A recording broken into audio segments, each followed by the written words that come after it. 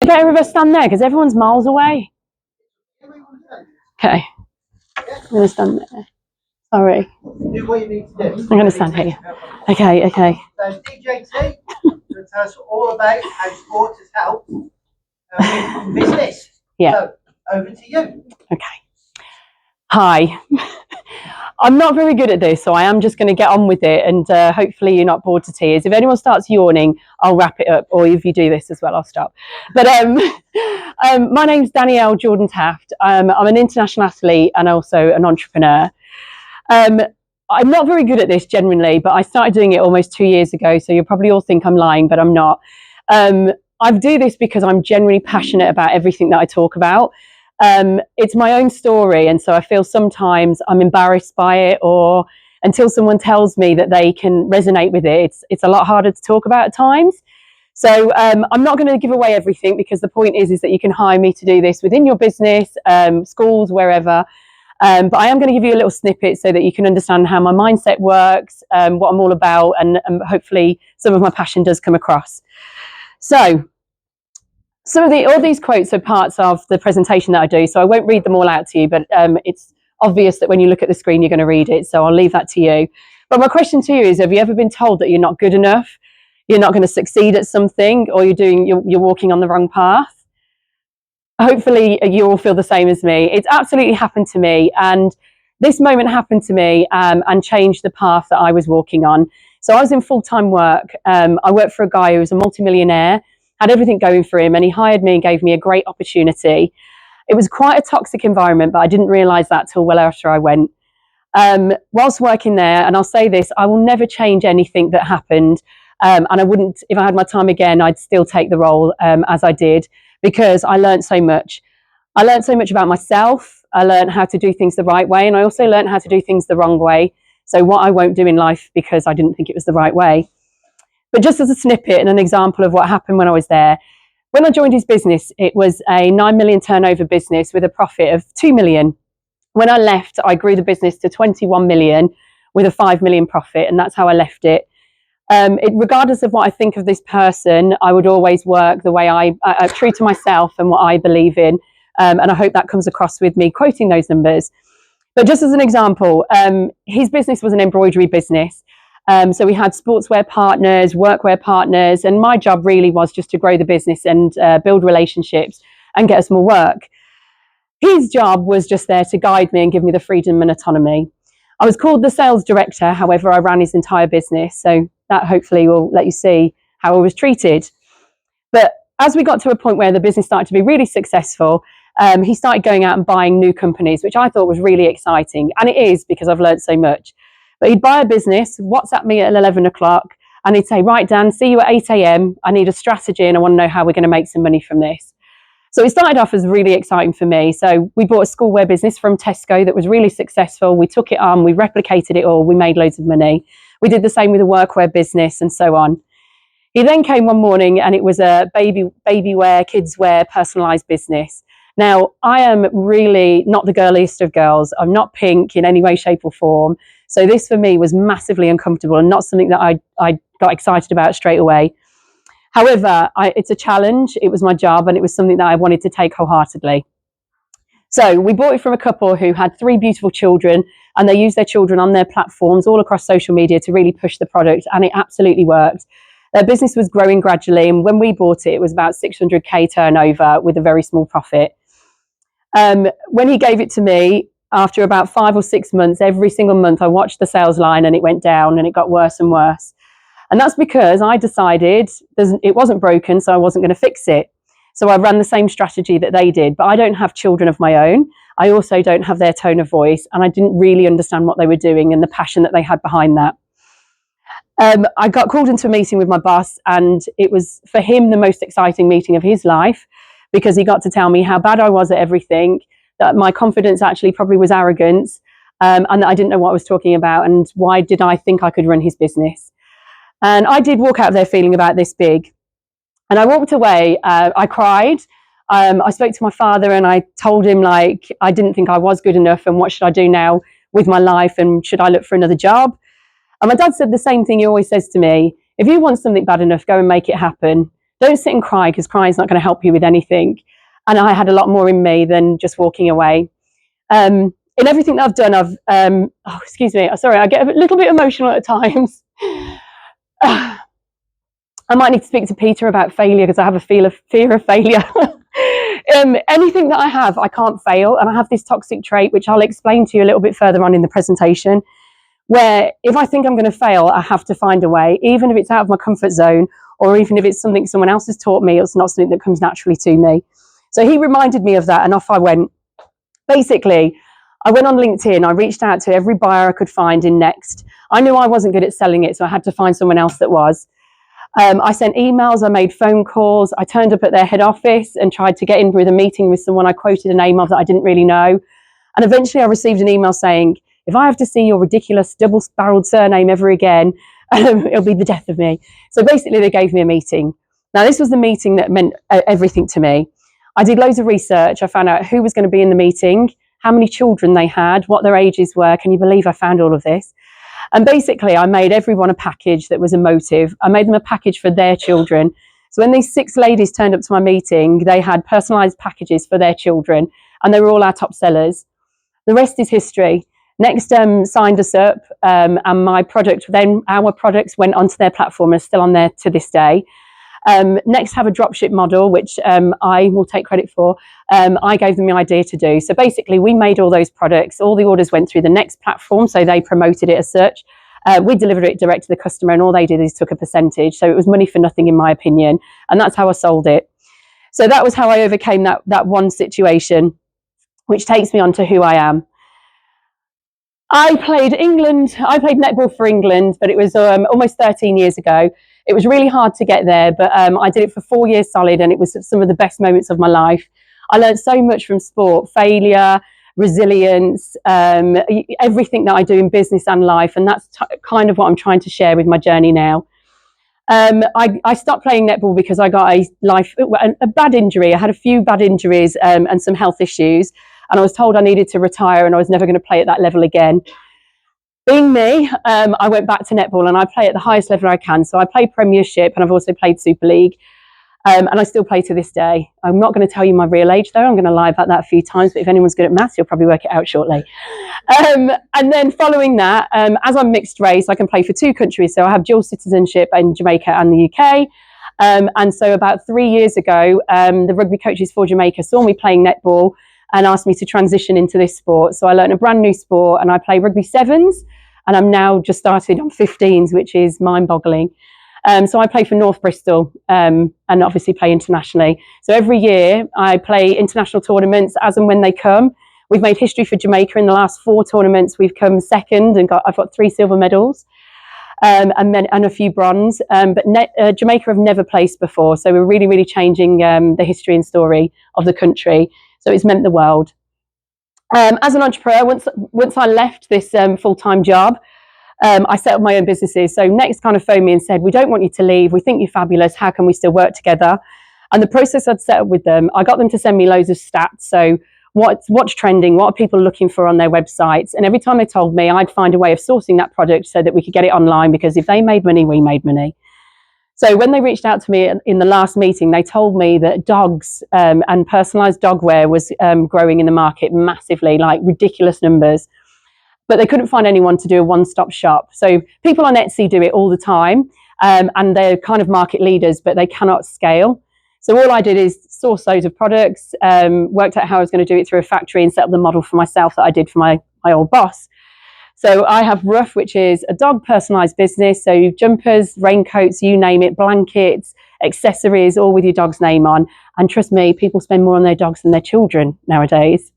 But talking of children, Next then reached out to me and said that the kids wear brand that we had with my old company wasn't quite performing, and would I set up a brand? So I've just created Rough Cubs Kids Wear.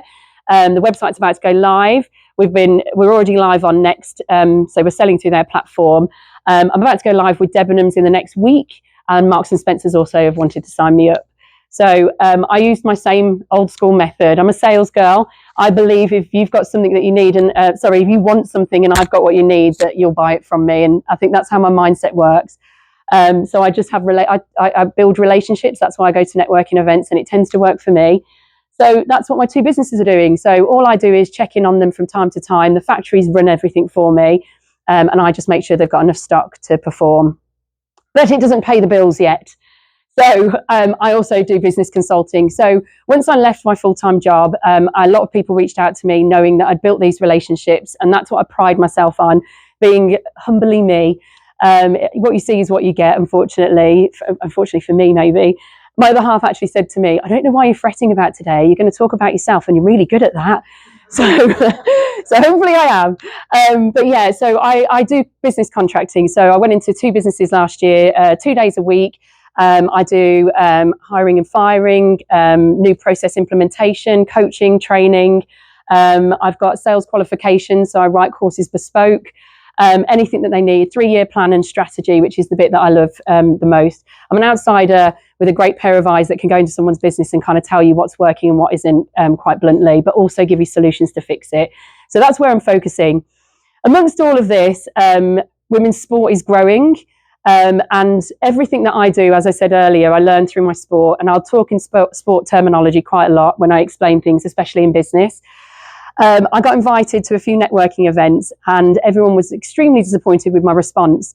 So people always ask me, crazy to me, what were you born with that nobody else was? How are you so successful in business, and how are you so successful in sport? And my response is generally the truth, which is I think I'm the same as everybody else in this room. I just want it bad enough. And I believe that if we do want it bad enough and we follow a simple formula, that we can all achieve the same things. But when you say that to a group of networking people, the response is a great disappointment. So people would turn away, stop talking to me, or you'd see them frown or roll their eyes at me. So I had to start to find a way of explaining how my mind works and learn a little bit more about myself, which has been a really, really scary journey, because I've found out quite a few things that I don't like, but a lot of things that I didn't realise I did until I looked at them consciously, which takes me on to the next bit. My mindset. So I talk about the formula, and I've written a formula that makes sense to me, and I try and explain it to others. I'm not going to tell you everything today, because then you wouldn't need to hire me. However, I think to me, it makes sense, and I can explain it so it's bespoke to whoever it is that I'm talking to. So I go out to schools, primary school children, teenagers. I've done an Entrepreneur of the Year presentation, and I talk about what I learned in sport, not only confidence, resilience and all these other things, teamwork, communication, all of that translates into everything that I do in business and in life. And I can help that with anyone's business. Here is my formula. So I believe that success comes from ability multiplied by effort, multiplied by the right attitude. And all of that is driven by your why. Everybody's why is going to be different. My why is because I have to prove it to myself. I wanted to be the best I could be. And now my why is my son. I want to make sure that he believes in me and he believes in himself enough to achieve everything that he was born to do, reach his maximum potential. But the why, which Peter, where's Peter? Peter, I'm so intrigued by everything he does, and I'm going to go and visit him, because you talk about eradicating people's fears. My fear is the thing that I believe is my catalyst. I fear this thing so much that it drives me to deliver what I deliver. It drives me to be successful. I fear that if I get rid of it, that I won't be able to do what I do in every day. And it's the most crazy thing, but you probably can explain that a little bit more to me. But I talk about the thing that triggers you to have a why. So this one thing that I hold on to, it's that painful for me that I will do what it takes to achieve everything that I achieve. Jesus Christ. Sorry, it's emotional. So when I talk about ability, I talk about studying my competitors in business, but also analysing it like it's an opponent in sport. With effort, I talk about how I train and prepare. So I get up in the morning at 6 a.m. to do a gym session. I don't want to get out of bed as much as the next person. There's nothing different about me. I want to stay in my warm bed. I want to just eat loads of food. But I have my coach who bluntly tells me, Dan, you've got to lose another stone before you can run faster on the pitch this year if I'm going to Jamaica to compete. And I'm honest with myself, and I get up every day because I want to achieve that result. I know what it feels like to be successful. I know what it feels like to get those results and be on the pitch. So I talk about all of that. But the massive thing is attitude. I think, again, meeting people and talking to children in particular, attitude isn't something that you can teach someone or give someone. It's something that's within you and you have to choose. And it's not about the right or wrong attitude. It's a bad or a good attitude. It's about the right attitude, and the right attitude in the situation that you're in. And I think that's all to do with mindset, your drive, your why, and what your triggers are. So my trigger is, they told me I couldn't, that's why I did.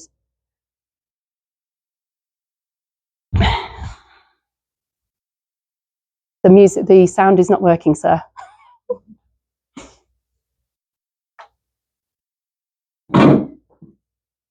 The sound is on here.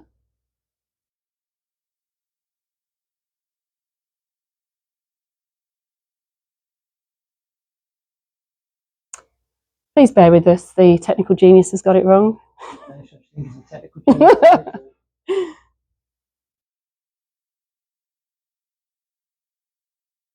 Well, do you know what? I'll go on to the next bit and then we can play the video after, because I don't want you to all lose the focus here. So,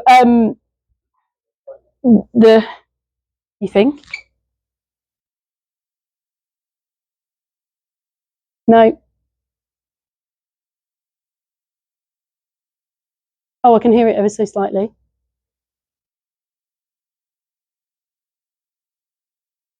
It's there, guys. If everyone could just gather.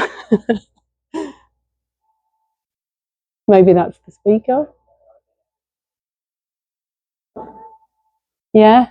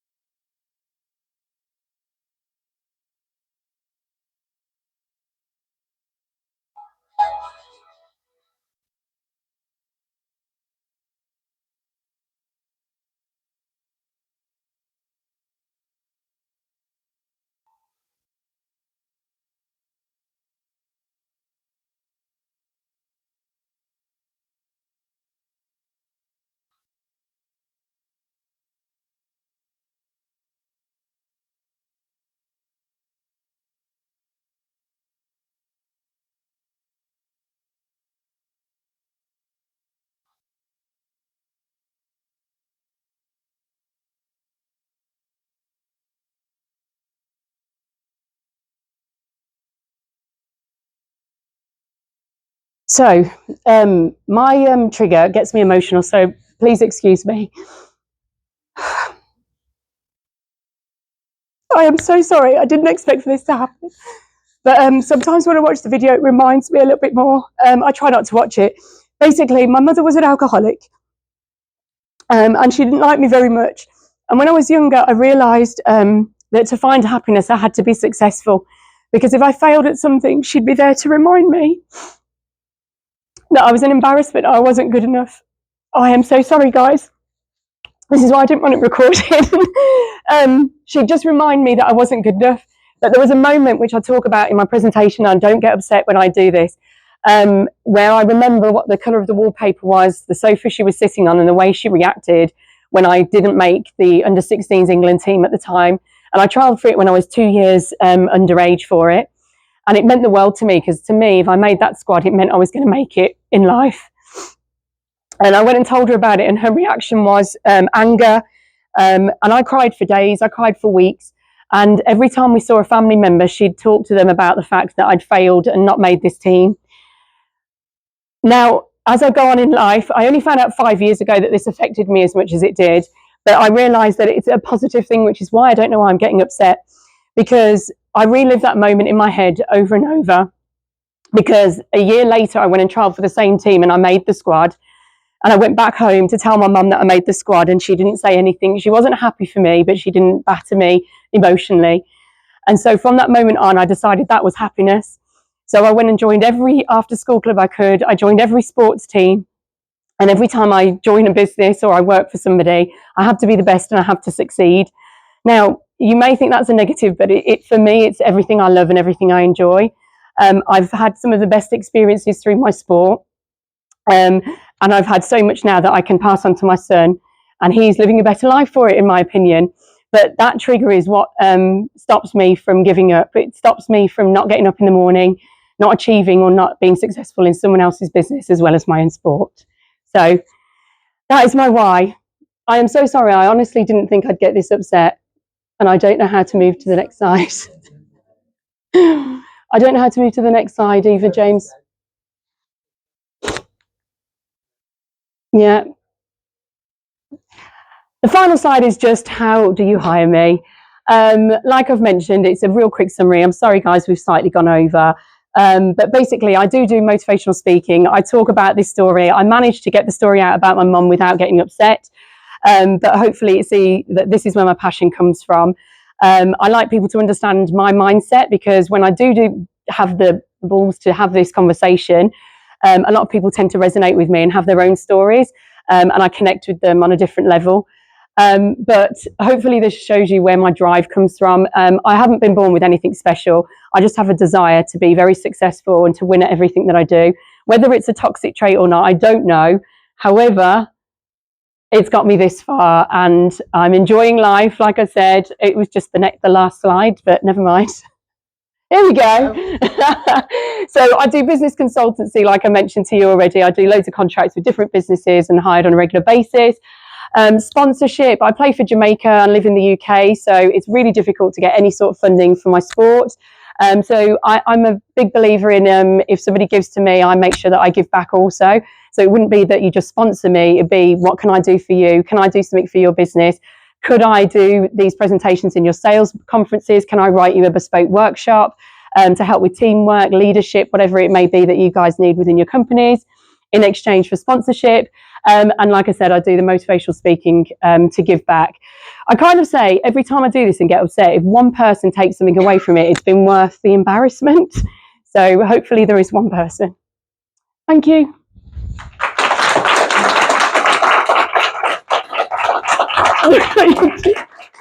Yeah. Well,